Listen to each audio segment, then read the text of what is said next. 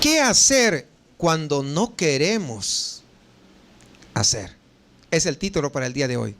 ¿Qué hacer cuando no queremos hacer? Porque hay momentos en que no queremos hacer ciertas cosas. ¿Es cierto o no? ¿Qué hacer cuando no queremos hacer?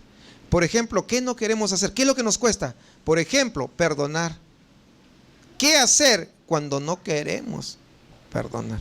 Y así como eso, pues podemos aplicarla para muchísimas cosas. ¿Qué hacer?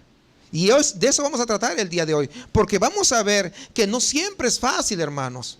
Una cosa es decir y otra cosa es hacer.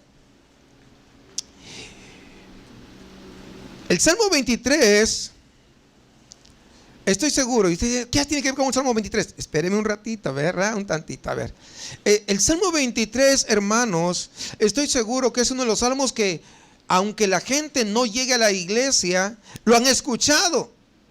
Algunos, ese Salmo 23 lo dicen en las bodas, otros lo utilizan para los funerales, otros para los 15 años, o sea, para todo utilizan el Salmo 23. Y este Salmo 23 sobre el buen pastor es uno, tal vez diríamos, uno de los salmos más amados por toda la gente, porque personalmente yo conozco muchísimas personas que han recibido ayuda y han sido fortalecidos en estas primeras palabras: Jehová es mi pastor y nada me faltará. Y aunque muchas veces, a veces hemos estado falto tal vez de amor, faltos de recursos, faltos de esperanza, faltos de tantas cosas. Pero cuando veíamos esta palabra, decía, Jehová es mi pastor y nada me faltará, podríamos nosotros recobrar esa fe, podríamos nosotros recobrar esa esperanza, sabiendo que Dios es suficiente para poder suplirnos todo. Por eso este Salmo 23 es un salmo precioso. Pero a la vez podríamos nosotros meditar en este salmo y asociarlo a nuestro Señor como el pastor de su pueblo. Un pastor que vigila, un pastor que protege, un pastor que cuida, un pastor que lleva por pastos frescos, porque es lo que hace un pastor. Un pastor no está para trasquilar nada más a las ovejas, está para poder alimentarlas en primer lugar y alimentarlas bien. Y eso es lo que vemos aquí en este Salmo 23. Y los lleva que reposen junto a aguas de reposo, dice, junto a aguas de tranquilidad. Y este salmo definitivamente ha tenido que servir de consuelo a muchos de nosotros, a mí personalmente, y creo que a muchos de ustedes que están presentes en esta mañana, también cuando han tenido que pasar ciertas dificultades, han sido reconfortadas sus vidas a través de este Salmo 23. Y estoy seguro que cuando nuestro Señor Jesucristo se reúne con sus discípulos allá en el aposento alto, Él debió pensar de alguna manera en el cumplimiento de este salmo. Y es algo que da a entender claramente Marcos mediante las palabras que usa para poder describir el final de la cena y el progreso del Señor y sus discípulos cuando va camino a Getsemaní. Así que quisiera que vayamos al versículo 26 del capítulo 14 y vamos a leer de ahí en adelante hasta el versículo 31. Luego seguiremos el desarrollo. Cuando hubieron cantado el himno, salieron al monte de los olivos. Recuerde, habían cenado la última cena y luego cantaron un himno, ¿no? Salieron al monte de los olivos. Entonces Jesús les dijo: todos os escandalizaréis de mí esta noche, porque escrito está: heriré al pastor y las ovejas serán dispersadas. Pero después que haya resucitado, iré delante de vosotros a Galilea. Entonces Pedro le dijo: aunque todos se escandalicen, yo no. Y le dijo Jesús: de cierto te digo que tú hoy, en esta noche, antes que el gallo haya cantado 2 veces, me negarás 3 veces. Mas él, con mayor insistencia, decía: si me fuere necesario morir contigo, no te negaré. Y también todos decían lo mismo. En este corto párrafo hay dos cosas que tenemos que fijar. Para empezar, el pasaje revela claramente que Jesús sabía perfectamente lo que iba a pasar. Es decir, que a él no le agarra por sorpresa la situación que se avecinaba. Y hay varios incidentes anteriores que parecen sugerir que el Señor entendía cuál era el programa divino. Estamos hablando de Jesús como hombre, entendiendo que Jesús es Dios encarnado, 100% Dios y 100% humano. Entonces, pero a pesar en la parte humana, él entendía el programa divino, que de tal manera que incluso en algunas oportunidades él se anticipa a arreglar las cosas de cómo tenían que ir para que se vayan cumpliendo la palabra del Señor. Él iba acorde a eso. Y ya hemos visto cómo en ciertas ocasiones y con varias semanas de antelación hace los preparativos para que una persona determinada esté en un lugar concreto, de una manera concreta, para poder ir dando cumplimiento a todo lo que se iba a avecinar. Así que de alguna manera podríamos decir que se estaba cumpliendo ya lo que había sido profetizado en el Antiguo Testamento, con muchos años, miles de años, pero se cumplió en el tiempo de Jesucristo. Nuestro Señor sabía bien a lo que iba, sabía qué cosa acontecería, porque en primer lugar, porque con frecuencia él leía las Escrituras y conocía a fondo el Antiguo Testamento. Muchas veces el ser humano dice, es que no sé cuál es la voluntad de Dios.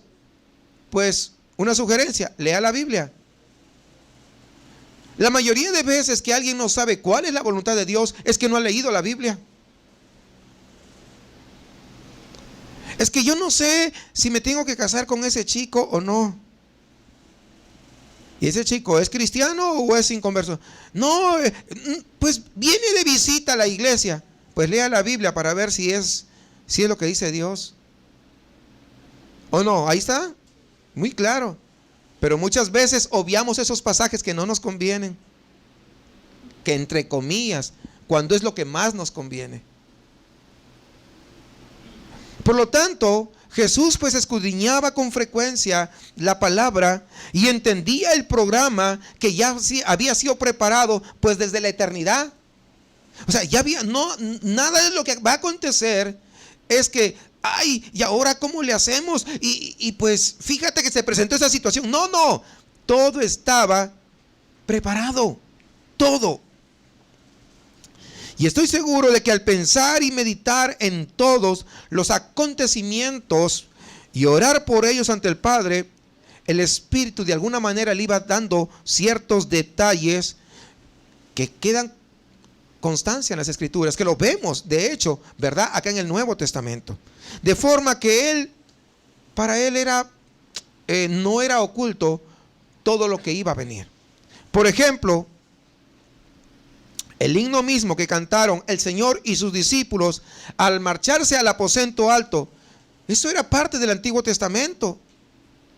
Indudablemente, ese himno era un pasaje de las Escrituras que nosotros conocemos. Está el Salmo 113 al Salmo 118, es lo que cantaban en ese tiempo. Y era el himno tradicional conocido como el Gran Ajalei, Alei. Y Alei se cantaba siempre en la fiesta de Pascuas. Es decir, el himno que cantaron después era el Jalei. Ese es el mismo himno porque era una tradición cantar ese himno. Y el Jalei es un término hebreo que significa alabanza a Dios. Es una de las varias connotaciones que tiene palabras hebreas para hablar sobre lo que es alabanza. Pero en este caso era el Jalei. Y así que estos salmos concentraban básicamente su atención en el aleluya, y resulta significativo que el versículo final del Gran Jalei incluya atad ramas festivas junto a los cuernos del altar. Fíjense, palabras tan extraordinarias. ¿Mera casualidad? No lo creo. Dios tiene el control de todas las cosas. Y mientras cantaban estas palabras, Dice que se fueron al aposento alto, salieron, recuerdan, después de cantar, se fueron al aposento alto y se dirigieron ¿a dónde? Al valle del Cedrón, pasando por las sombras del huerto de Getsemaní. Y al pasar por ahí, citó palabras del profeta, de la profecía de Zacarías, diciéndoles: todos os escandalizaréis de mí. Eso está en Zacarías, o sea, no era nuevo. Porque escrito está: heriré al pastor y serán dispersadas las ovejas. Es decir, algo que había sido profetizado por Zacarías, ahora lo estaba repitiendo Jesús. Y Zacarías había anunciado, de hecho, por adelantado, que Jehová diría: heriré al pastor y serán dispersas las ovejas. El versículo completo, de hecho, dice: levántate, oh espada, contra mi pastor y contra el hombre compañero mío, dice Jehová de los ejércitos. El resultado de que el pastor fuese herido es que las ovejas se iban a esparcir por un lado y por otro y por otro. Y en el relato de Marcos, Jesús añade: todos vosotros os escandalizaréis de mí esta noche, porque está escrito: heriré al pastor y las ovejas del rebaño serán dispersadas. Y está perfectamente claro que Zacarías se estaba refiriendo a ese gran acontecimiento que iba a pasar en el huerto de Getsemaní. La lucha que tuvo ahí en Getsemaní se produce en el momento en que justamente hieren al pastor de pastores. Y el resultado es que las ovejas comienzan a dispersarse de un lado, por otro lado y por otro lado. Y esto lo vamos a ver a continuación. Y podemos darnos cuenta de que esto es una gran verdad. Si leemos un poquito más adelante en el versículo 50, donde dice acerca de los discípulos: entonces todos los discípulos, dejándole, huyeron. Todos. Y a eso se refiere cuando dice que las ovejas se dispersarían. Porque Jesús entendía bien lo que iba a pasar aquella noche en el huerto de Getsemaní. Jesús aún sigue refiriéndose a sí mismo como el pastor al decir estas palabras a los discípulos: pero después de haber resucitado, iré delante a vosotros. Recuerde lo que dice ahí en Juan 10, donde Jesús dice: yo soy el buen pastor, y el buen pastor su vida da por las ovejas. Y él dice acerca de este pastor: cuando ha sacado a los suyos, va delante de ellos, porque siempre el pastor va delante y las ovejas lo van siguiendo. ¿Quiénes son los que se adelantan al pastor? ¿Sabe cuando un pastor natural está pastoreando las ovejas, un rebaño? Los que van adelante del pastor son los cabritos. Sí, los cabritos se adelantan, pero las ovejas van siguiendo al pastor. ¿Y quiénes son los cabritos? Si vamos a hablar metafóricamente, son aquellos que no quieren obedecer al pastor, que no quieren obedecer a su palabra. No, sí, yo sé que el pastor dice eso, pero yo lo voy a hacer a mi manera. Son los cabritos. Pero los que son ovejas siempre van detrás de su pastor. Estamos hablando de Jesucristo. No estamos hablando de mi persona. Porque a veces, el pastor se está alzando. No, jamás. Dios me libre de eso, hermanos. Siempre les he dicho, simplemente soy un siervo inútil. Y eso es todo. No más que eso. Y entonces, cuando él dice, cuando ha sacado los suyos, va delante de ellos, eso indica que hay dirección de alguien que va adelante. Y esto de alguna manera tiene que tranquilizar a sus discípulos para que sepan que a pesar del siniestro acontecimiento, lo que va a pasar, ¿saben qué? A pesar de eso, se va a manifestar algo extraordinario, que es la gloria de la resurrección. Eso significa que va delante de todos nosotros. ¿Por qué? Porque nosotros un día resucitaremos también y estaremos juntamente con Él, pero Él va primero que nosotros. Sí, van comprendiendo. O sea, estas son palabras claves, hermanos. ¿Para qué? Para que nuestra esperanza esté puesta en Él. Son palabras que a veces cuando no lo entendemos, cuando lo pasamos muy rápido a la ligera, a veces lo entendemos como una mera historia. Pero no, acá hay palabras de esperanza. Palabras que en medio de las circunstancias te deben confortar y decir: wow, Él resucitó y Él va primero, pero sé que Él es fiel y Él ha prometido que a los que son de Él también resucitarán en el día postrero. Él iba adelante como el buen pastor y aún cuidando de su rebaño, y se iba a encontrar con ellos de nuevo ahí en Galilea. Regresamos a la parte histórica. ¿Recuerdan ustedes esa parte? Es interesante pensar que Jesús nunca habló a sus discípulos, vamos a decir, acerca de la cruz sin contrastarla a la luz del amanecer de la resurrección. ¿Por qué? Porque si solamente hubiera hablado de la cruz, eso solamente trae penas, eso solamente trae tristezas, eso solamente trae de repente desazón en la vida. Pero siempre habló la cruz, pero fue mucho más allá y lo contrastó con la luz gloriosa de la resurrección. ¿Por qué? Porque por la resurrección es que todos nosotros tenemos esperanza. Porque si Jesucristo hubiera muerto y no hubiera resucitado, vana es nuestra fe, dice el apóstol Pablo. Y es verdad, pero porque Él resucitó, podemos estar seguros que nosotros también vamos a resucitar. Sí, comprendemos esa parte, ¿verdad? Entonces, sin embargo, a pesar que Jesús siempre iba contrastando la cruz con la resurrección, pareciera que los discípulos no captaron nunca el mensaje que Jesús estaba tratando de comunicarles. Ni uno solo de ellos creyó que Jesús resucitaría entre los muertos. Y creo que tal vez pasaba esto por no querer oír hablar de Jesús respecto a su muerte. No estaban dispuestos a creer en la resurrección y por ello, aunque intentó de alguna manera consolarles, sus palabras no sirvieron de mucho. Nos habla de resurrección, pero para que resucite tiene que, ¿qué cosa? Tiene que morir. Pero yo no quiero que mi maestro muera. Aferrados a esta vida, como si esta vida fuera lo mejor. Déjenme decirles que nosotros en esta vida podemos conseguir todo. Puedes conseguir educación, puedes conseguir una estabilidad laboral, puedes conseguir un buen matrimonio, puedes conseguir buenos hijos, puedes conseguir una buena casa, puedes conseguir un coche del año, todo lo que tú quieras. Pero lo mejor para los hijos de Dios está por venir. ¿Por qué? Porque hoy es el coche del año. Pasan 10 años y ya no es el coche del año. Hoy es la mejor casa. Pasaron 10 años, ya no es la casa del año. Y peor tantito, si ocurre una catástrofe. Adiós casa. Y así como se ven las situaciones, hoy puede ser el gran matrimonio, pero pasan 10 años? Ni a un año llegan algunos. Y ese gran matrimonio es un desastre. O sea, no debemos confiar en nosotros. Debemos confiar en lo que es eterno. O sea, de esto está hablando la palabra del Señor. En lo eterno. Ellos no querían escuchar respecto a la resurrección. Porque no, es que va a morir. El apóstol Pablo decía: para mí el vivir es y el morir. ¿Y por qué nadie quiere morir?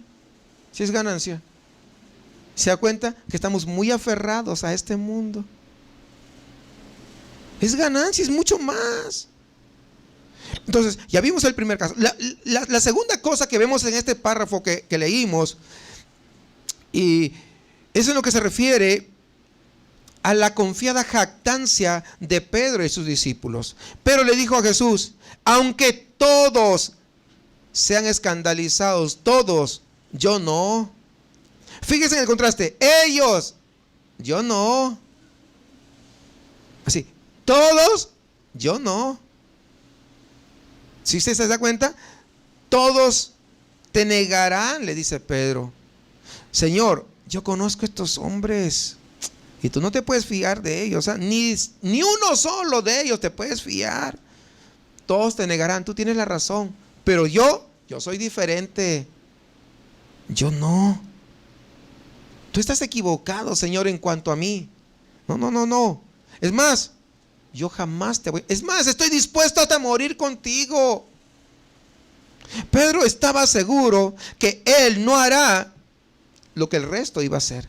Él estaba completamente seguro. Y él no duda ni por un momento dejar en claro que de los demás se puede esperar que lo nieguen. Pero en su caso, en el caso de Pedro, él es diferente porque él es bien machín.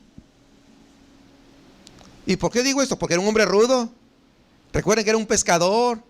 O sea, y para ser pescador no es cualquiera. No, no. Le digo, provengo, mi padre fue pescador. Ahí sí todo. Y no, tiene que, aunque te vayas al mar, tienes que sacar fuerza donde sea y siempre le vas a afrontar y no le tienes miedo a nada de esas cosas. O sea, tiene que ser. Y Pedro dijo, no, yo con esto, con toda mi experiencia, me basta y me sobra. ¿Ah? No, jamás te voy a negar. Pero Jesús estaba viendo con toda la claridad de su presencia, es decir, de su conocimiento anticipado. Él sabía que Pedro estaba dependiendo de su propia determinación humana, estaba dependiendo de su propia voluntad y conocía la debilidad del humano. ¿Por qué? Porque hoy dice, sí, voy a hacer esto, aquello y lo otro. Y después cambia de parecer. Por lo que le dijo, de cierto te digo hoy, fíjense, yo te conozco, Pedro, pero mira, te digo hoy, en esta noche, antes que el gallo haya cantado 2 veces, tú me negarás 3 veces. Es interesante, amados hermanos, ver que de qué modo el Señor, de alguna manera, aquilata el tiempo y en el griego está diciendo literalmente 3 cosas. De cierto te digo hoy. Y luego lo reduce a un momento más concreto, hoy. Es más, no es hoy, esta misma noche. Es más, ¿quieres más detalles? Bueno, antes de que el gallo haya cantado 2 veces, más detalles. 3 cosas fundamentales que le está diciendo el maestro a Pedro. Pedro, ¿sabes qué? Toda tu resolución, toda esta confianza arrogante que tienes en ti mismo, toda esa tosudez que has demostrado al decir que no me vas a negar, se va a esfumar. ¿Y sabes cuándo? Ahí está. Hoy, esta noche, y antes que el gallo cante 2 veces. Me vas a negar 3 veces. Y al esfumarse todo eso, te va a dejar incapacitado para mantenerte firme. Y todo eso va a suceder antes que hayan pasado unas pocas horas. Porque yo conozco tu debilidad. Porque tú estás queriendo responder con tus propias fuerzas. Y eso pasa cuando el hombre quiere hacer todo con sus propias fuerzas. De ahí que necesitamos las fuerzas de parte de Dios. Muchas veces dice la gente, es que ser cristiano es difícil. No, ser cristiano no es difícil, ser cristiano es imposible. A menos que vengan las fuerzas del Espíritu Santo de Dios. Por eso cuando muchos vienen, yo voy a ser firme y no sé qué, y le voy a echar todas las ganas del mundo. No pasa ni una semana y ya no quiere saber nada con las cosas de Dios. O cuando alguien, justo está saliendo de acá y tu gran amigazo está en la esquina y te ve, ahora es hermanito. No, ¿para qué te dijo hermanito? Ya no quieres venir nunca más. Y lo que tú pensabas acá adentro, y dije, no, que yo le voy a echar ganas y ahora sí voy a ser cristiano de verdad, se esfumó. Con que dijeron hermanito, ya se esfumó. Porque estás confiando en quién, en ti mismo. Por eso necesitas fuerzas extraordinarias de parte de Dios. De parte de Dios. Este caminar solo no se puede hacer. Se tiene que depender de Dios. Muchas veces, y con tristeza lo digo, conozco mucha gente que un día estuvo en la casa del Señor. Algunos estuvieron predicando, otros estuvieron cantando, otros estuvieron sirviendo en diferentes áreas dentro de la iglesia. No hablo de la iglesia local, sino en general, de diferentes congregaciones que he estado. Hoy ya no están más. ¿Por qué? Porque todo lo quisieron hacer con sus propias fuerzas y no dependieron de las fuerzas de Dios. Por eso que es importante depender de las fuerzas de Dios. Porque cuando tú dices, yo lo voy a hacer con mis fuerzas, porque esto, aquello, incluso conozco gente que estudió en el instituto bíblico, estudió en el seminario y ya no están en los caminos del Señor, porque a pesar de haber estudiado, solamente tenían un conocimiento meramente intelectual, pero no tenían las fuerzas de Dios. Y ese es el asunto. Y es lo que estaba aquí de alguna manera diciéndole el Señor a Pedro. Todo se va a sumar, todas tus fuerzas. Y aquí hay un símbolo especial, un símbolo que tal vez usted lo pasó por alto. Y este símbolo es este elemento que emplea Jesús, que manifiesta arrogancia y la confianza de Pedro. Dice, ¿habla de quién? de un animal. ¿Qué animal es? El gallo. Y este siempre es un símbolo, una actitud adoptada por Pedro. El gallo, ¿cómo es? ¿Sí o no? ¿Sí? ¿Captaron la idea? ¿Sí o no? ¿Cuántos han visto un gallo? Como son de ciudad ya no conocen los gallos. Voy a traer una figurita acá, le voy a poner. Ver, ese es el gallo. Sí captan la idea. Miren, cada cosa que es mencionada en la Biblia siempre trae un mensaje. Pero como le digo, lo leemos tan rápido, ¿verdad? Como una historia. Entonces no captamos. No, pues lo está relacionando ahí. Y en algunos idiomas, por ejemplo, como en el inglés, hay expresiones que significan: te crees tan seguro como un gallo.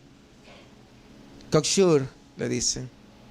Ese es, te sientes tan seguro como un gallo. Y veo que algunos sí entendieron. Entonces ya ven de lo que estoy hablando. Es una expresión, ¿verdad? Habitual, ¿no? Y esa expresión tiene su origen ¿en dónde? En este relato del que estamos nosotros hablando. Y es el símbolo que de alguna manera Jesús está empleando.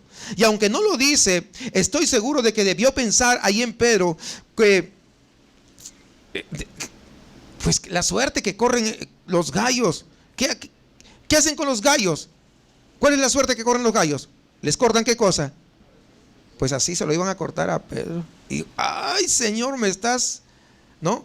Bien así. Pero al momento que llega su hora, dijo, ay, Señor, me está diciendo que también me van. Pues sí. Y vemos que Pedro insiste, no, Jesús, tú te estás equivocando conmigo.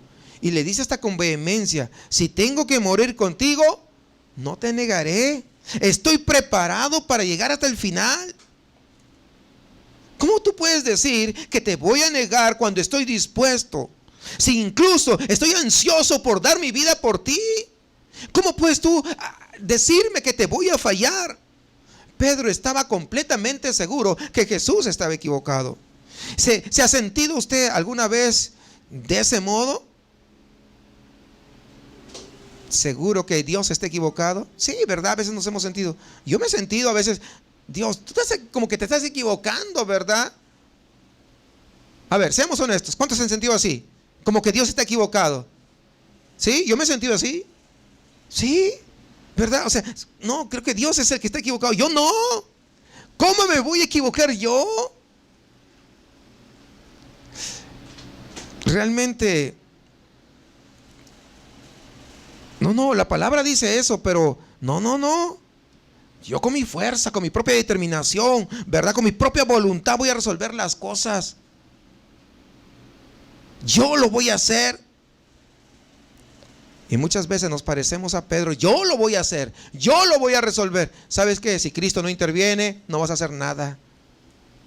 Nada. Pero yo, que no sé qué, nada.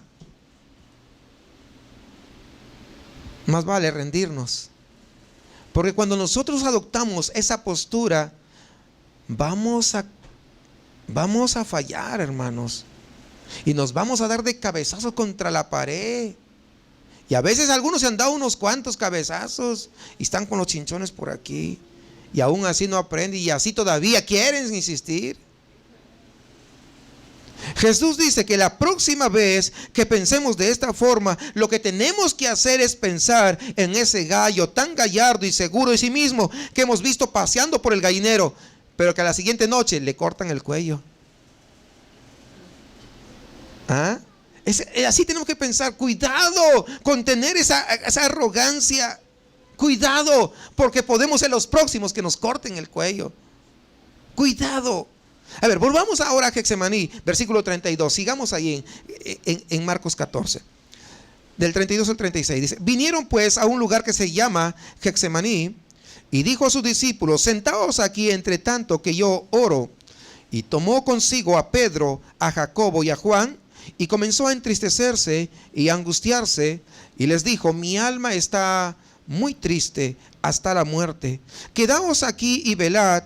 Yéndose un poco adelante, se postró en tierra y oró que si fuese posible pasase de él aquella hora. Y decía: Abba, Padre, todas las cosas son posibles para ti. Aparta de mí esta copa, mas no lo que yo quiero, sino lo que tú. Y aquí es donde comienza a sentirse herido, como predice Zacarías. Jehová había pedido una espada.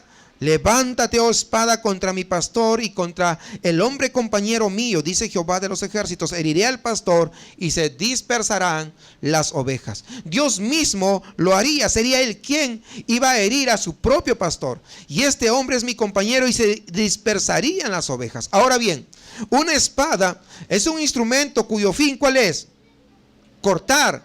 Pero también, ¿qué cosa? Separar.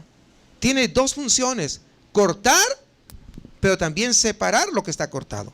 Y creo que eso explica por qué en una ocasión, o en esta ocasión por primera vez en el ministerio de Jesús, tenemos la sensación de que existe una división. ¿Entre quién?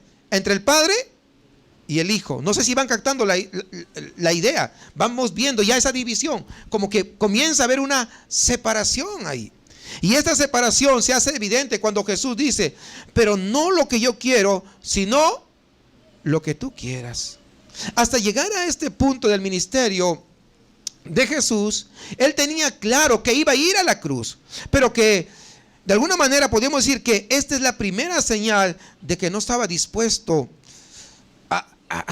como que a enfrentarse con esa cruz. Humanamente, wow, esa cruz es dura, esa cruz es difícil, esa cruz no es como que, no pensemos que Jesús dice: me tocó ir a la cruz, qué alegría que voy a ir a la cruz. Algunos piensan que Jesús fue así. No, hermanos.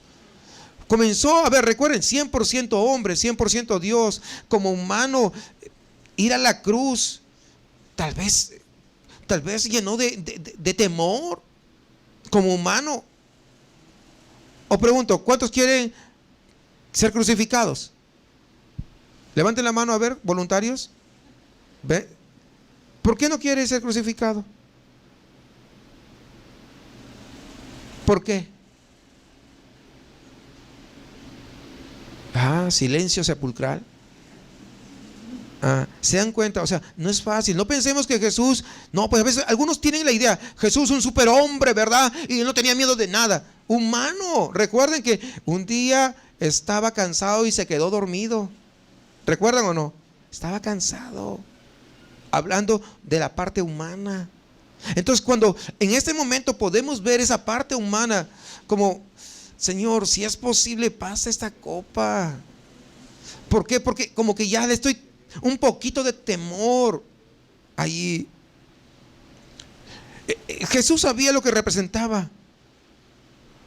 Jesús sabía qué cosa iba a pasar. Sin embargo, dijo, a pesar de todo, él dijo: me complace siempre hacer la voluntad de mi Padre. Es lo que yo quiero hacer. A pesar que implica cierto grado de dureza, a pesar que implica cierto grado de dificultad, a pesar de eso, yo deseo hacer la voluntad de mi Padre. A pesar de, no es que yo voy corriendo, no quiero, pero yo voy a hacer la voluntad de mi Padre.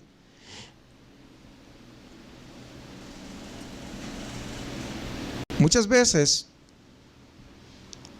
conozco personas que, por ejemplo, trabajaban en la pesca, pero en alta mar. Y no es fácil. Pero ellos muchas veces, a pesar que iban hasta con temor muchas veces, ¿saben qué? Lo hacían porque sabían que a través de eso podía obtener beneficios, podía obtener el dinero para poder sustentar a su familia. Entonces hay cosas que a veces no lo vamos a querer hacer, pero lo hacemos por beneficio de otros. En este caso, en primer lugar, Jesús fue a la cruz no porque él quisiese, sino en primer lugar fue para agradar a su Padre. Y en segundo lugar, para salvar a todos nosotros. No se olvide el orden. En primer lugar es para agradar a su Padre, porque Él está por encima de todo. ¿Sí o no? ¿Sí? Y en segundo lugar, también para salvar a todos nosotros, aquel que se arrepiente verdaderamente. Ojo, digo verdaderamente porque a veces se arrepienten de mentiras, se arrepienten de apariencia. No, al que se arrepiente verdaderamente. Así que Jesús fue hacia la cruz con una sensación de seguridad después de haber confiado en el Señor. No se haga mi voluntad, sino haga tu voluntad. Porque al decir que se haga la voluntad, eso hace que uno tenga confianza, que tenga seguridad, sabiendo que estaba haciendo la voluntad del Padre. A pesar que iba a ser duro, a pesar que iba a ser peligroso, a pesar que iba a ser difícil, e incluso hasta mortal, Él estaba dispuesto a hacerlo. ¿Por qué? Porque Él quería obedecer sobre todas las cosas a su Padre. En eso radica, hermanos, la vida de obediencia de Jesús. Y siempre lo había estado predicando de esa manera, lo había estado enseñando, que Él quería hacer la voluntad. Pero en este momento final, parece como que de repente, parece que sucede por primera vez. Jesús no quiere hacer lo que el Padre quiere que haga. ¿Se dan cuenta? Es lo que más o menos da la idea. Hay una sensación de distanciamiento. Y en ese momento, cuando siente en su espíritu esa sensación de profunda lucha, de angustia dentro de sí, que sí y que no, los discípulos son conscientes de ello. Y Él no intenta ocultárselo haciendo el súper espiritual. Como a veces algunas personas, ¿no? Los súper espirituales, ellos son lo máximo. No. Sino que le dice, mi alma está muy triste hasta la muerte. Fíjense, mi alma está muy triste hasta la muerte. Desde luego, creo que nosotros no hemos podido comprender o no hemos pasado una experiencia similar a la que Jesús estaba pasando en estos momentos. Estoy seguro que hemos estado en angustias. ¿Cuántos han estado en angustias? ¿Han estado pasando dolor? ¿Han estado profundamente entristecidos? Pero jamás hemos llegado a experimentar algo como lo que Jesús está narrando, como lo que Jesús le está pasando. Él sintió en ese momento como esa falta de deseo de hacer la voluntad del Padre, a pesar de que sabía que era inevitable. Por eso Él dice, fíjese las palabras, todo es posible para ti, aparta de mí esta copa. No vemos el deseo, oh sí, Padre, yo voy de una vez. No, estamos viendo la parte humana. Y yo quiero que esté atento a esto, porque esto le va a enseñar mucho a usted. Algunos creen que la copa se refiere a la agonía de Getsemaní, pero saben, pero yo no creo que sea así, porque al final de este relato, cuando Jesús es arrestado por los soldados que vienen con Judas, Pedro saca y ataca con la espada para defenderse, pero Jesús le dice, mete tu espada en la vaina, ¿no he de beber la copa que el Padre me ha dado o me ha preparado? ¿Recuerdan ustedes? Es decir, todavía no era la angustia de Getsemaní. Esta copa es algo por lo que aún tiene que pasar. Copa de agonía, de terrible separación que sabía que le esperaba. Es decir, todo el proceso desde ese momento hasta ir a la cruz. Todo eso era la copa al que se estaba refiriendo. Jesús no quería obedecer porque algo muy en el fondo de su ser. Hablamos Jesús como hombre. Aclaro siempre este punto. Hacía que se sintiera, que él sintiera temor, que él sintiera de repente pavor. Y de repente, hace un momento les pregunté cuántos quisieran ser crucificados, pues nadie levantó la mano. Entonces podemos darnos cuenta que es normal en un ser humano el no querer arriesgar su vida de una circunstancia como esta. Porque vemos que de alguna manera quería evitar la cruz. Y Jesús pide una salida. Dice, si es posible, pero añade, pero no lo que yo quiero, sino tu voluntad, lo que tú quieres. Y Hebreos 5 nos dice que al llegar a este momento la agonía fue tan intensa, la agonía fue tan increíble que salieron de sus venas, ¿no? Gotas de sangre por esa presión que estaba pasando tan fuerte en su interior, de modo que su sudor dice que se convirtió en gotas de sangre que comenzaban a caer al suelo por esa circunstancia en la cual él se sentía oprimido. Y Hebreos 5:7 dice que le suplicó a su padre al que podía librarle de la muerte, con fuerte clamor y lágrimas. Y dice, y fue oído. Pero creo que por eso es por lo que Lucas nos dice que le apareció un ángel para fortalecerlo. Lo debemos haber leído. Hay un ángel y fue escuchado. ¿Por qué? Porque se sometió al Padre. Dice, aunque era hijo, aprendió la obediencia por lo que padeció, hablando humanamente. Y ese es el significado del pastor que fue herido en Getsemaní, del que estábamos hablando hace un momento. Y Hebreos sigue, dice, porque no tenemos un sumo sacerdote. Escuche, esto trae esperanza, hermanos. Escuche esto, porque no tenemos un sumo sacerdote que no puede compadecerse de nuestras debilidades. Cuando usted está pasando alguna cosa, dice, haz esto, no puedo. Perdona, no puedo, es que me han herido demasiado. Ama a tu esposa, es que no puedo porque ella me engañó o él me engañó. Y todas esas cosas que pasamos de una u otra naturaleza. Por eso dice que no puede compadecerse de nuestras debilidades, pues él fue tentado en todo igual que nosotros, pero sin pecado. Si no hubiera sentido nunca, hermanos, la divergencia de la voluntad, esa falta de deseo de hacer lo que debía hacer, porque el Padre así lo quería, nunca hubiera podido sentir compasión por cada uno de nosotros. No sé si usted comprende eso, pero Él lo sintió por causa de mi debilidad. Con frecuencia, muchas veces puedo decir que no estoy dispuesto a hacerlo, y lo mismo le puede suceder a usted.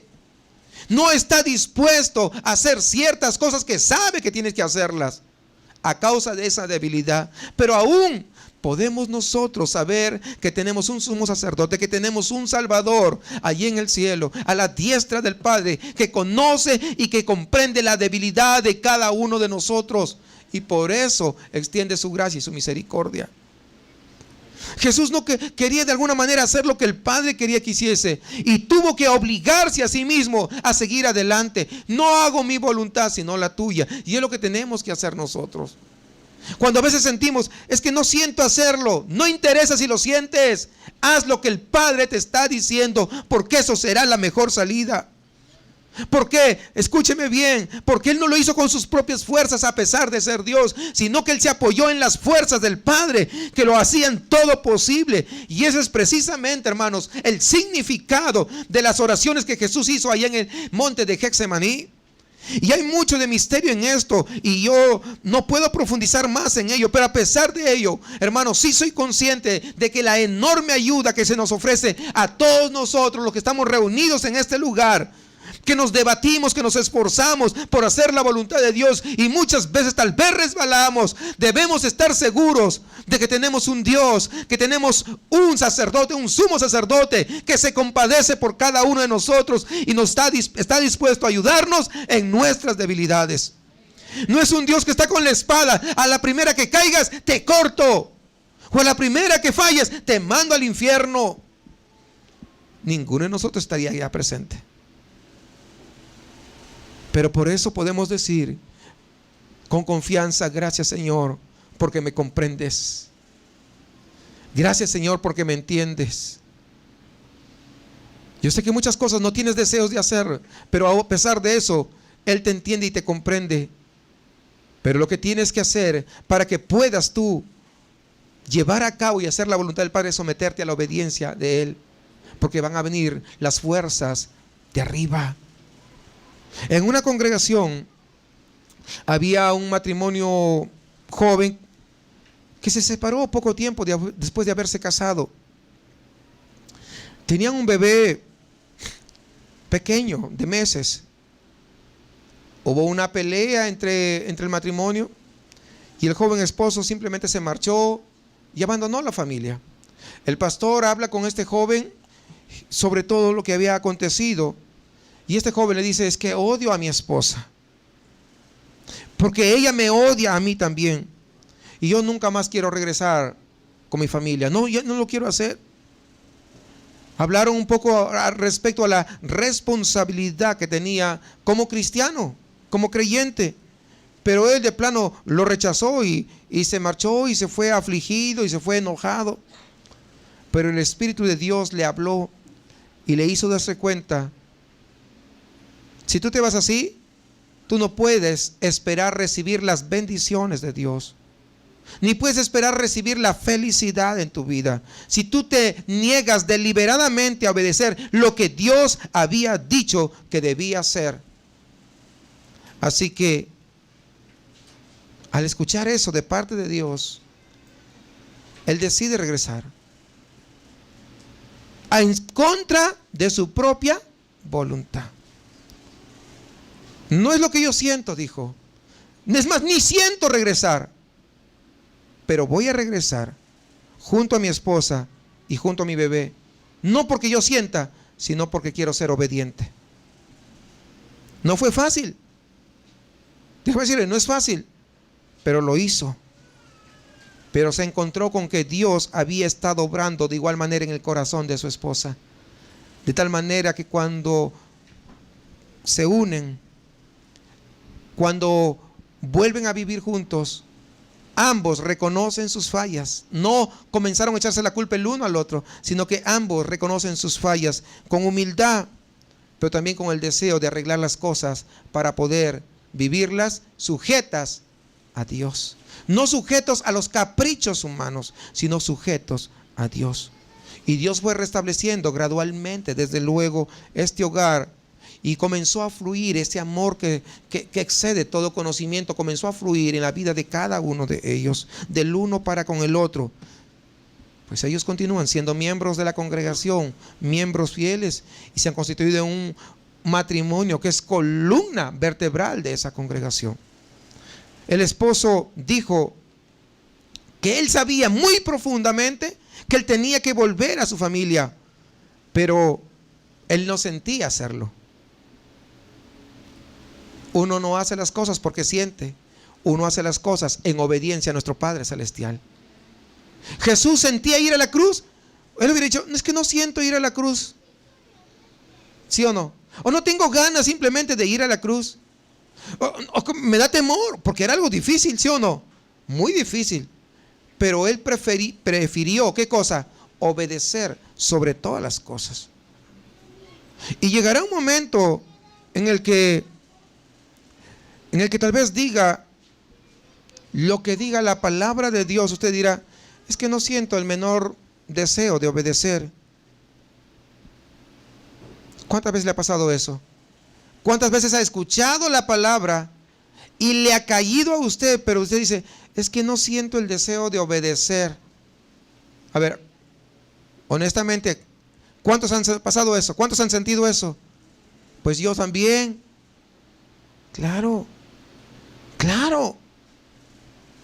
Pero nos ha demostrado que Jesús, con su propio ejemplo, la respuesta es dejar que Dios obre en nosotros por medio de su misericordia, por medio de su gracia, sabiendo que si Dios no viene con nosotros, no van a funcionar las cosas.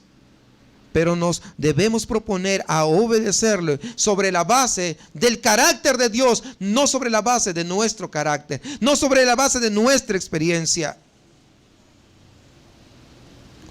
Porque dice la palabra allá en Jeremías: yo tengo pensamientos de bien y no de mal. Entonces, si yo te estoy guiando a algo, es porque yo tengo todo preparado. Y tú no vas a disfrutar de eso a menos que me obedezcas. Jesús no quería ir a la cruz, pero dijo: pero voy a obedecer al Padre. Voy a obedecerlo a pesar de lo que me va a costar. En los versículos 37 al 42 vamos a ver de qué modo se vence.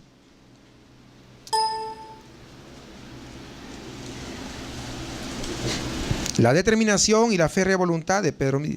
Versículo 37 dice: vino luego y los halló durmiendo y dijo a Pedro: Simón, ¿duermes? ¿No has podido velar una hora? Velad y orad para que no entréis en tentación. Y luego añade: el espíritu a la verdad está dispuesto, pero la carne es débil. Es que no siento. ¿De dónde viene? ¿Del espíritu o de la carne? Pues de la carne. Fácil, ¿no? Es fácil. Es que no quiero perdonar, es que no siento perdonar. ¿De dónde viene? ¿Del espíritu o de la carne? De la carne. ¿Vean qué inteligentes que son ustedes?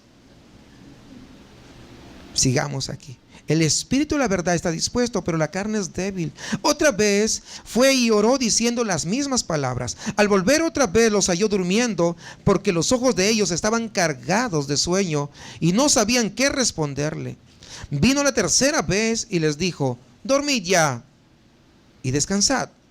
Basta, la hora ha venido. He aquí, el Hijo del Hombre es entregado en manos de los pecadores. Levantaos, vamos. He aquí se acerca el que me entrega. No sé si ustedes se percatan de algo. El enemigo casi ni lucha con Pedro. Ni siquiera tiene necesidad de amenazarle con los leones, de llevarle al circo romano, ni con quemarle ahí en la hoguera. No. Esa resolución, no, yo, Pedro, voy a ir contigo hasta el final y que voy a hacer esto, aquello y lo otro, simplemente se desvanece con un poquito de sueño. Fíjese, con un poquito de sueño. Y eso es todo. Esa tremenda resolución de Pedro, ese firme propósito, ¿verdad? Esas proposiciones que había hecho.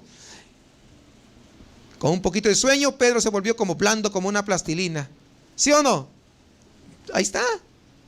Un poquito de sueño. Cuando llega el momento, es débil, carece de la fuerza de la oración. Lo único que tuvo que hacer el enemigo es: ahí te va un poquito de sueño. Eso es todo. ¿Para qué más? ¿Para qué más? La espada que esgrimía el padre, ¿recuerdan? Porque el padre estaba profetizando en Zacarías, y que hizo daño al afligido Hijo de Dios, ahora estaba afectando también a sus discípulos y permitió a Satanás aparecer como un enemigo furtivo, como siempre lo hace, ¿verdad? Y que hace que Pedro pues caiga en sueño. No solamente Pedro, sino todos los demás. Pero Pedro era el más ahí, ¿no? Impetuoso. Por lo que se quedaron dormidos en lugar de dedicarse a la oración. Jesús está hace un análisis rápido de la situación. Y viene y se los encuentra, ¿qué? Dormidos. Y después de despertar le pregunta: Pedro, ¿duermes? ¿No has podido velar ni una sola hora? ¿No podía tu determinación aquí, que yo voy a estar contigo hasta el final y que voy a morir, no ha podido ni siquiera durar una hora? Y a continuación nos dice por qué Pedro no pudo conseguirlo. Pedro, el espíritu de la verdad está dispuesto. Pedro, te conozco tu corazón. Tu espíritu está presto. Pedro, yo sé que tú me amas. Sé que estás dispuesto. Pero Pedro, has dependido de tu carne, que es débil. Eso es lo que le está diciendo. ¿Todos nos hemos sentido alguna vez así? ¿Sí o no? Sí, a depender de nuestra carne. Nos han pedido que hagamos algo y decimos: el espíritu está presto, pero la carne es débil este fin de semana, por eso que no voy a la iglesia. ¿Sí o no? Pues sí. Mucho más cuando hay el clásico. La carne es débil. Mucho más cuando están jugando para la clasificación. Y justo da el partido a la hora del servicio. La carne es débil. Jesús dice: esa es la naturaleza de la carne, débil. Si te dejas guiar por la carne, como dicen acá, ya te amolaste. ¿Sí? El sentido humano de la independencia, la autoconfianza que tenemos nosotros, es siempre débil a la hora de la prueba y no va a poder soportar cuando es sometida a prueba. Siempre va a fracasar. Y Jesús mismo lo dijo ahí en Mateo 7, usando otro ejemplo. El del hombre que construye su casa, dice: pero todo el que oye estas palabras y hace mi voluntad es semejante a un hombre que edificó su casa sobre la peña. Pero todo aquel que me oye estas palabras y no las hace es decir, no es obediente a mis palabras, será semejante a un hombre insensato que edificó su casa sobre la arena, es decir, sobre sus propias bases, sobre sus propios fundamentos, sobre su propia carne, sus propios sentimientos. En la hora de la prueba, la casa que ha sido edificada sobre la arena será derrumbada porque no podrá soportar, ¿qué cosa? La prueba, no lo va a pasar.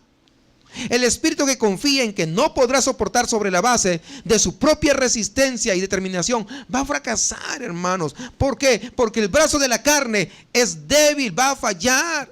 Sin embargo, el brazo de Jehová es fuerte. Por eso es que nosotros es mejor edificar ¿en qué? En el Señor. Y este es el análisis que Jesús está haciendo del problema que está enfrentando Pedro. Pedro le amaba, sí. Ojo, Pedro no dice que no lo ama, lo amaba. Pero el problema es que estaba confiando en sus propias fuerzas. Si Pedro, al igual que Jesús, al sentirse soñoliento y débil, se hubiera apoyado en el Padre y le hubiera contado el problema al Padre, hubiera traído su problema, sus cargas hacia el Padre le hubiera podido ayudar a superarlo y no hubiese negado al Señor. Pero él se confió en sí mismo. Y ese es el asunto. Como usted ve, nuestra debilidad es nuestra seguridad, no nuestra fortaleza. Porque cuando nosotros nos sentimos seguros, esa es nuestra peor debilidad. Por eso, amados hermanos, es que muchas veces no me dejo impresionar cuando dicen, sí, vamos a evangelizar. ¿Y cuántos vamos a evangelizar? ¿Cuántos vamos a García? ¡Hey! 50, wow. El día del evangelismo llegan 3. O sea, a mí ya no me sorprende. Porque sé que algunos levantaron solamente carnalmente. Con mis fuerzas lo voy a hacer. Y al día de la hora, es que tuve que lavar la ropa. ¿Por qué no lavas otro día? No, es que tuve que hacer otro. Y ponemos tantas cosas. Pues a mí no me sorprende eso. Yo mismo he tenido que aprender de la experiencia. Porque muchas veces yo he pasado estas situaciones. En mi propia vida estoy hablando. Yo también, yo voy a hacer esto, voy a hacer aquello y voy a hacer lo otro. Y a veces no hago ni la mitad. Porque muchas veces estoy haciéndolo con mis propias fuerzas.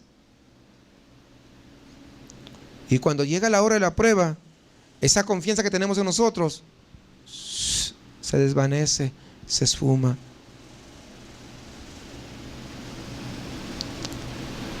Pero cuando yo escucho que alguien, vamos a hacer algún trabajo, en el área de misiones especialmente, que son los trabajos que desarrollamos, en el área de evangelismo, es que yo no sé evangelizar, justamente porque no sabe, venga. Y aquí está aprendiendo. Y aquí llega sabiendo que como no sabe, entonces depende de aquel que todo lo puede. Pero como tú ya todo lo sabes, yo ya me lo sé, ya sé evangelismo, ya sé evangelizar y todo. Y tu familia va camino al infierno. Y tu familia está casi en las puertas del infierno y las llamas del infierno lo están alcanzando y tú ni siquiera estás preocupado. Con lo cual estás demostrando un espíritu egoísta, un espíritu que solamente te importas tú y tercer lugar, tú.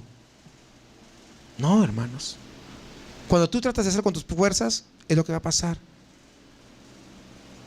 Pero cuando uno no depende de uno, entonces dependes de Dios, vienes con humildad y dices, Señor, yo no lo sé hacer esto, yo no sé hacer aquello, yo quiero de ti. ¿Por qué? Porque la oración, hermanos, es un principio sencillo, pero que produce una gran transformación en el corazón de aquel que busca verdaderamente al que todo lo puede. Y eso es lo que marca la gran diferencia entre los hombres de éxito en los caminos de Dios y aquellos que no lo son. Eso marcará una congregación de éxito, la oración. Las iglesias están dejando de orar. Ya no hay servicio de oración. Y ya lo he mencionado en algunas oportunidades.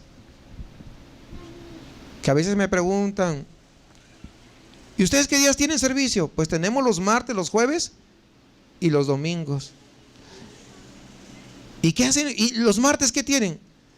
Pues servicio. No, pero ¿qué actividades? Bueno, oración. Y a veces se me quedan asombrados. ¿A poco todavía oran? Pues claro, sin oración no somos nada. La oración. Fíjese, la oración cambia todo. Todo. Así que la oración. Nosotros también teníamos servicio de oración, pero como la gente no iba, pues ya le quitamos la oración, me dicen a mí. Como si nosotros estuviéramos para poder,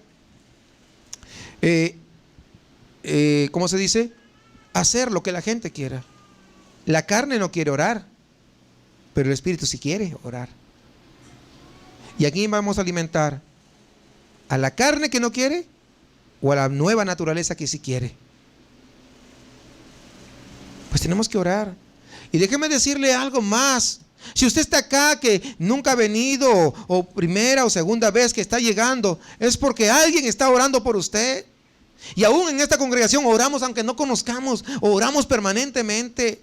Y todos los martes aquí estamos. Y no solamente los martes, los días lunes hay intercesión. 1 hora. 1 hora. Hay intercesión. No vienen a platicar, no vienen a... No, vienen a solamente interceder por esta obra, por este ministerio que el Señor ha levantado. Porque la oración marca la diferencia.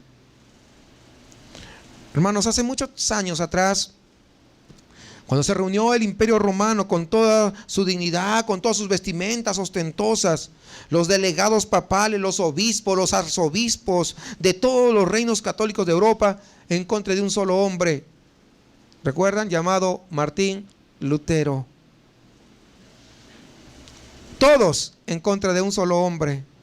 La historia cuenta que esa noche, antes de ser juzgado, antes de ser confrontado, alguien comenzó a escuchar que algo se escuchaba allá a lo lejos y comenzó a acercarse y escuchó a Martín Lutero orando. Dice que fue una oración larga, incluso en algunos momentos hasta divagaba, pero era una oración en la cual él pedía ayuda. Podíamos ver su alma afligida, atemorizada, tal vez por lo que le iba a esperar al día siguiente. Y es natural porque somos seres humanos, pero él estaba suplicando a Dios que le ayudase, porque él no podía hacerlo con sus fuerzas. Él quería descansar en la fortaleza de Dios, recordando que él era insuficiente, que solamente la fuerza de la fuente de esperanza viene solamente de lo alto. Y entonces, cuando llega el día siguiente, después de haber hecho una larga oración, tenía que presentarse al día siguiente y todo el mundo ahí, bien vestido y bien de gala, y ahí Martín Lutero al frente, semidesnudo. Pero por la gracia de Dios, con palabras firmes, él dijo lo siguiente, o al menos este es un pequeño extracto, dijo: a menos que alguien pueda enseñarme en estos libros y por revelación del Espíritu Santo el error que estoy cometiendo en mi manera de pensar, no puedo y no voy a retractarme. Aquí estoy y no puedo hacer otra cosa que Dios me ayude. Y aunque fue condenado por hereje, porque es lo que pasó, fue entonces cuando, a partir de esa condenación, los resultados de la reforma comenzaron a extenderse por toda Europa. Es como si todos los que estaban ahí hubieran encendido un cerillo al poder juzgar a Martín Lutero. Ya no fue solamente Martín Lutero, sino que comenzaron a salir por un lado, por otro lado y por otro lado, y el evangelio se extendió. Y nadie pudo impedir que esta luz brillase e iluminase por donde iba, y el evangelio llegó hasta acá. Producto de una oración. Lo que nos da la oración es la fortaleza, y es lo que nos enseña en Getsemaní. Jesús estuvo orando cuando la carne se amedrenta, cuando la carne tenía temor, y aunque sudó gotas de sangre, se mantuvo firme e hizo la voluntad de su Padre. Pedro durmió, y cuando la carne fue atrevida y confiada, Pedro durmió, y el resultado fue lo que se menciona en los versículos 43 al 50. Dice: luego, hablando él aún, vino Judas, que era uno de los 12, Y con él mucha gente con espadas y palos de parte de los principales sacerdotes y de los escribas y de los ancianos, y el que le entregaba les había dado señal diciendo: al que yo besare, ese es, prendedle y llevarle con seguridad. Y cuando vino se acercó luego a él y le dijo: maestro, maestro, y le besó. Entonces ellos le echaron mano y le prendieron, pero uno de los que estaban allí, sacando la espada, hirió al siervo del sumo sacerdote, cortándole la oreja. Y respondiendo Jesús le dijo: ¿cómo contra un ladrón habéis salido con espadas y con palos para prenderme? Cada día estaba con vosotros enseñando en el templo y no me prendisteis. Pero es así para que se cumplan las escrituras. Entonces todos los discípulos, dejándole, huyeron. En este párrafo se enfatizan 3 acciones. En primer lugar, el beso de Judas. Marcos usa la primera parte, usa la palabra normal para beso. ¿Qué quiere decir? Querer, cantando. De alguna manera podemos decir que va acorde a lo que Judas había acordado con los sacerdotes. Le voy a dar un beso de querer nada más, ¿no? Entonces, al que yo bese, a ese le van a arrestar. Pero en el momento mismo, ojo, en el momento mismo que iba a darle el beso, no le dio un beso simple, le dio un beso intenso. Y ese beso intenso solamente se daba en alguien de mucho afecto, de mucho aprecio, en alguien a quien amabas. No estamos hablando de una relación de hombre y mujer, desde luego, ¿no? A una persona que amabas le dabas un beso con mayor intensidad. Qué tremendo. Querer decir que amaba al maestro con un beso de esa naturaleza era una hipocresía. Porque con ese beso tan intenso que demostraba, o sea, para toda la cultura representaba un beso de amor, lo estaba entregando a su maestro. Qué tremendo. Lo segundo que se enfatiza en este párrafo es la defensa torpe de Pedro, que está intentando demostrar que él es capaz de cumplir lo que se ha propuesto. Agarra, saca su espada, y cuando vienen los sumos sacerdotes, los soldados se acercan y atacan, y él agarra y hasta mal tino tenía, ¿no? Porque ni le dio a uno, a las justas le dio en la oreja. ¿Sí o no? Solamente le saca la oreja nomás del siervo del sacerdote. Y este es un ejemplo, hermanos, de la manera de actuar de la carne. Cuando nosotros queremos atacar con nuestra propia carne, con nuestro propio esfuerzo, para poder cumplir nuestros propósitos, lo único que vamos a conseguir es arrancar las orejas de alguna persona. Es lo que hizo. En estos años, hoy en esta mañana pienso en los años de ministerio pastoral, y estoy seguro que si los símbolos de mis acciones pudieran ser visibles ante todos ustedes, ustedes podrían ver al pasado y encontrarse con unas cuantas orejas por ahí que fueron cortadas por mis acciones. Porque muchas veces tal vez yo mismo propicié o hice acciones con mis propias fuerzas, queriendo hacer las cosas para Dios, pero con mis propias fuerzas. Todas esas orejas son símbolos de mis esfuerzos por hacer aquello que consideré que estaban bien, pero que no eran del Señor, que no estaban apegados a la palabra. Y creo que todos hemos hecho estas cosas. Lo glorioso, escúchenme hermanos, lo glorioso que nos dice Lucas es que Jesús extiende su mano y toca a aquel siervo y sana la oreja. Y lo vuelve como si nada hubiera pasado. Y esto tiene que hacernos sentir una profunda gratitud a nosotros, que el Señor sana todas las orejas cortadas, de las cuales cada uno de nosotros hemos sido responsables durante toda nuestra vida. ¿A poco no? ¿Cuántas orejas ha cortado usted? Muchas. Al querer, son acciones con nuestro propio ímpetu, con nuestra propia fuerza, con nuestra propia defensa. Pero el Señor las cura todas. La tercera acción, a pesar de hacerlo humanamente, el Señor las cura. Y la tercera acción que vemos o que se enfatiza aquí es la repentina huida de todos los discípulos. Todos le abandonaron. Toda la confianza que habían tenido durante 3 años y medio, ahora desapareció. ¿Por qué? Porque ahora el Mesías no iba a luchar. Ahora el Mesías se iba a entregar voluntariamente a ser sacrificado. Y en ese momento se dan cuenta, si Él se va a entregar, pues, ¿qué hacemos nosotros? Si Él está dispuesto a entregarse en las propias manos de sus enemigos, sin oponer la más mínima resistencia, negándose a defenderse, entonces, ¿qué de nosotros? Él está renunciando a ser el Mesías, porque ellos todavía estaban pensando humanamente.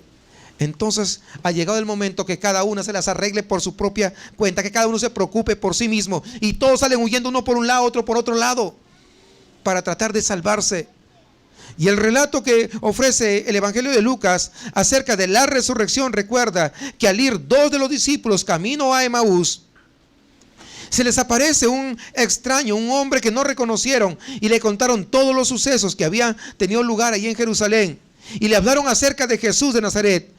Fíjense lo que dice: nosotros esperábamos. Fíjense, el verbo estaba en tiempo pasado. Esperábamos. Si no esperan. Recuerden, porque ellos habían perdido la visión de lo que es la resurrección. Recuerden que les había mencionado que ellos no querían saber nada con la resurrección. ¿Por qué? Porque no querían que muriera. Por eso dice: nosotros esperábamos que Él era el que habría de redimir a Israel. Es decir, la esperanza de ellos se había esfumado, porque esperaban, ya no esperaban más, por lo que le abandonaron y huyeron. Y por eso, al ser herido el pastor, las ovejas se dispersaron. Y Marcos añade una pequeña postdata en el versículo 51, que no debemos perder. Nos dice: pero cierto joven, habiendo cubierto su cuerpo desnudo con una sábana, le seguía, y le prendieron, pero él, dejando la sábana, huyó desnudo. Todos los eruditos, y esto ya lo expliqué ya en una vez anterior, todos los eruditos concuerdan que este joven era Marcos, y esta es su manera de decir: yo estuve presente ahí en ese momento. Es la manera de que Marcos nos pueda contar a nosotros, la manera de decirnos cómo me enteré de lo que pasó en Getsemaní. ¿Por qué? Porque ninguno de los discípulos pudo haberlo hecho. 8 de ellos estaban allí en el huerto, a alguna distancia de Jesús. 3 estaban adelante. Recuerdan que lo había llamado a 3 que estén más cerca de él. 11. ¿Y el otro dónde estaba?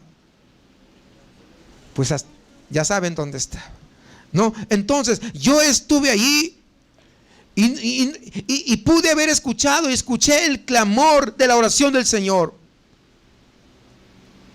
Yo estuve ahí cuando vino el ángel a fortalecerlo. Yo estuve ahí observando todo. Por eso es lo que traigo de primera mano.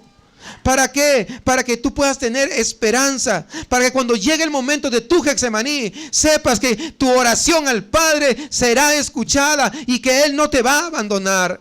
Que cuando tengas que pasar esa agonía, esa tristeza, entonces tú puedas saber que la oración cambia las cosas, que la oración trae fortaleza, que la oración trae convicción y que la oración trae victoria. Esa es la razón por la que Marcos dice: yo estuve allí, yo soy testigo de lo que pasó en ese momento. Entonces el resultado es de gran ayuda a nosotros. Cuando nos sintamos que hacer, cuando no querramos hacer, entonces hay que hacer lo que Dios quiere que hagamos, porque de eso dependerá el éxito o el fracaso de nuestra vida.